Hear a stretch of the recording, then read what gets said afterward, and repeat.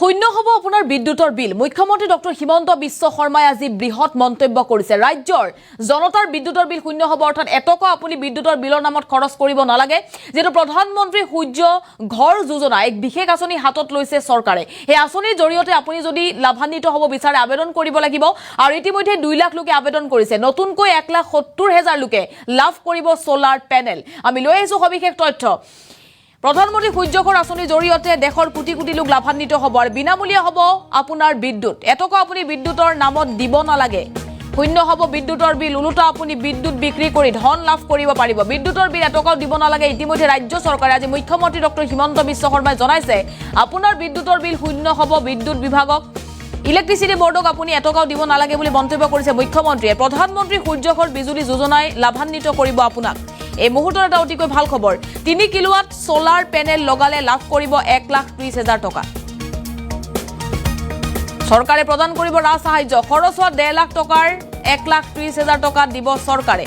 আপোনাৰ সোলাৰ পেনেলত 1.5 লাখ টকা খৰচ হ'ব, তাৰ 1,30,000 টকা চৰকাৰে দিম বুলি ঘোষণা কৰিছে। অসমত 1,70,000 পৰিয়ালে প্ৰথম অৱস্থাত লাভ কৰিব বিনামূলীয়া বিদ্যুৎ, অৰ্থাৎ সোলাৰ পেনেল তেওঁলোকে লাভ কৰিব। ইতিমধ্যে 1,70,000 পৰিয়ালে স্থাপন কৰিছে সোলাৰ পেনেল। নতুনকৈ 2 লাখ লোকে পেনেলৰ বাবে আবেদন কৰিছে। আৰু সেই লোকসকলেও শীঘ্ৰে সোলাৰ পেনেল লাভ কৰাৰ পাছতেই শূন্য হ'ব বিদ্যুতৰ বিল। নিজৰ ঘৰৰ বিজুলী নিজে উৎপাদন কৰিব পাৰিব আপুনি। আৰু কেন্দ্ৰীয় চৰকাৰে হাতত লৈছে বৃহৎ আঁচনি। বিজুলী বিক্ৰী কৰি ধনো ঘটিব পাৰিব আপুনি। এই মুহূৰ্তত এটা ভাল খবৰ, এটা ডাঙৰ খবৰ আপোনাৰ বাবে। যদি আপুনি আবেদন কৰা নাই শীঘ্ৰে আবেদন কৰক কেন্দ্ৰীয় চৰকাৰৰ এই আঁচনিৰ বাবে। প্ৰতিটো পৰিয়ালে সোলাৰ পেনেল লগাই লাভ কৰিব বিনামূলীয়া বিদ্যুৎ। ৰাজ্যৰ 1,70,000 লোক ইতিমধ্যে সোলাৰ পেনেল লাভ কৰিছে। তেওঁলোকে বিনামূলীয়া বিদ্যুতৰ বাবে যোগ্য হৈ পৰিছে।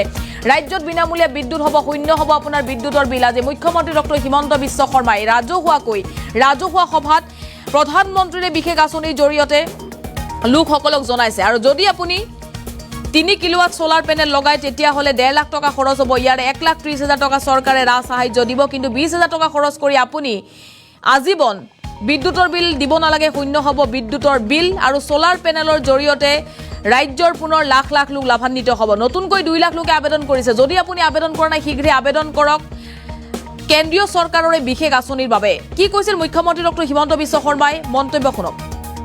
আমাক আবেদন কৰিছে, অৰ্থ আকৰ্ষণ কৰিব খুজিছো। প্ৰধানমন্ত্ৰী নৰেন্দ্ৰ মোদী ডাঙৰীয়াই প্ৰধানমন্ত্ৰী সূৰ্য ঘৰ বিজুলী যোজনা নামৰ এখন আঁচনি আৰম্ভ কৰিছে। এই আঁচনিখন অৰ্থ হ'ল যে এটা পৰিয়ালে নিজৰ ঘৰত 3 কিলোৱাটলৈকে সৌৰ শক্তিৰ প্ৰকল্প স্থাপন কৰিব পাৰে। অৰ্থাৎ সৌৰ শক্তিৰ পেনেল বোৰ্ড আমি লগাব পাৰোঁ। 3 কিলোৱাট যদি সৌৰ শক্তিৰ পেনেল আমি লগাওঁ, আমাৰ ঘৰত খৰচ আহিব 1.5 লাখ টকা। অৰ্থাৎ 1.5 লাখ টকা যদি আমি খৰচ কৰোঁ, আমি 3 কিলোৱাট সৌৰ শক্তি আহৰণ কৰিব পাৰিম। কিন্তু সাধাৰণ মানুহে 1.5 লাখ টকা ক'ৰ পৰা দিব?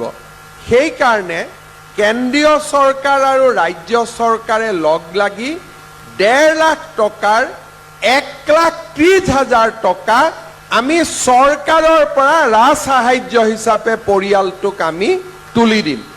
অৰ্থাৎ মাত্ৰ 20,000 টকাহে পৰিয়ালটোৱে খৰচ কৰিব লাগিব আৰু 1,30,000 টকা ৰাজ্য আৰু কেন্দ্ৰীয় চৰকাৰে দিব।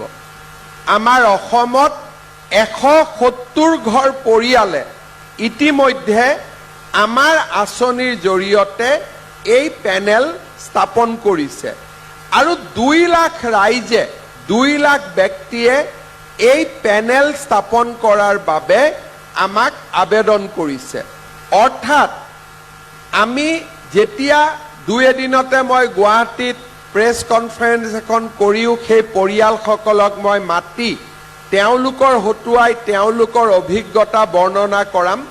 তেওঁলোকে আমাক জনোৱা মতে সৌৰ শক্তিৰ পেনেল লগোৱাৰ পিছত দিনতে কাপোৰ ধুৱে, দিনতে ফেন চলায়, দিনৰ ভাগত তেওঁলোকৰ বিদ্যুতৰ মিটাৰত এটকাও বিল নহয়।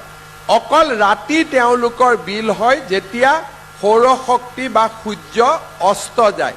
সৰ্বমুঠ তেওঁলোকে হিচাপ কৰি দেখিছে যে আগতে যদি 100 টকা ইলেক্ট্ৰিচিটি বোৰ্ডক দিছিলে এতিয়া তেওঁলোকে মাত্ৰ 15 টকা দিব লাগে অৰ্থাৎ 85% ইলেক্ট্ৰিচিটিৰ খৰচ তেওঁলোকে পেনেল লগোৱাৰ পিছত দিবলগীয়া হোৱা নাই সেইবাবে মই নামৰূপ বা নাহৰকটীয়া বা আমাৰ ডিব্ৰুগড় জিলাৰ ৰাইজক অনুৰোধ কৰিম যে আপোনালোকে যেহেতু 20,000 টকা লগালেই আমাৰ ইলেক্ট্ৰিচিটি খৰচ বা ইলেক্ট্ৰিচিটি বোৰ্ডক আমি বিল এক প্ৰকাৰ দিয়াৰ প্ৰয়োজনীয়তা নোহোৱা হৈ যাব সেইকাৰণে আমি এই আঁচনিটোৰ যিমান পাৰি সিমান আমি সুবিধা ল'ব লাগে নিজৰ ঘৰত যেতিয়া আমাৰ ইলেক্ট্ৰিচিটি আমি নিজে উৎপাদন কৰিম আমি বোৰ্ডৰ পৰা ইলেক্ট্ৰিচিটি কিনিব নালাগে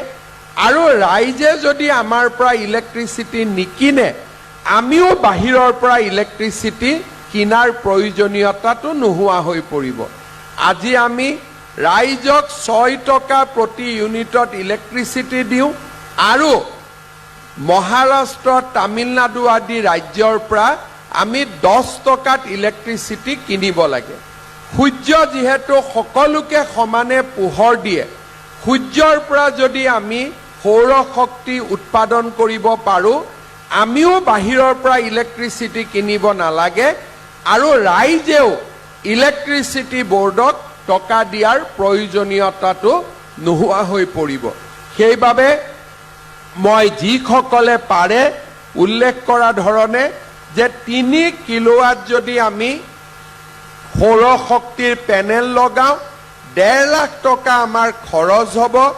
1,30,000 টকা আমাক চৰকাৰে দিব ঠিক তেনেদৰে 1 কিলোৱাট আৰু 2 কিলোৱাটো আমি স্থাপন কৰিব পাৰো আৰু সেই ধৰণে ৰাজ্য চৰকাৰ আৰু কেন্দ্ৰীয় চৰকাৰে সাবসিডি দি গৈ থাকিব যাতে আমাৰ অসমত প্ৰত্যেকটো পৰিয়ালে নিজে একোটা ইলেক্ট্ৰিচিটি উৎপাদন কৰিব পৰা ক্ষুদ্ৰ উদ্যোগলৈকে ৰূপান্তৰিত হ'ব পাৰে আৰু পেনেলখন লগাই থলে একো কৰিব নালাগে এবাৰ পেনেলখন লগালে ধুনীয়াকৈ লাগি থাকে মাত্ৰ মাজে মাজে বেটাৰীটো চেক কৰিব লাগে তাৰ বাদে বিশেষ ইয়াত কোনো জটিলতা নাই আৰু বিনা জটিলতা আমি কামবোৰ কৰিব পাৰো শ্ৰদ্ধাৰ ৰাইজ মই ভাবো যে আজি আমাৰ নামৰূপ তাপবিদ্যুৎ প্ৰকল্প আকৰ্ষণ কৰিব খুজিছো প্ৰধানমন্ত্ৰী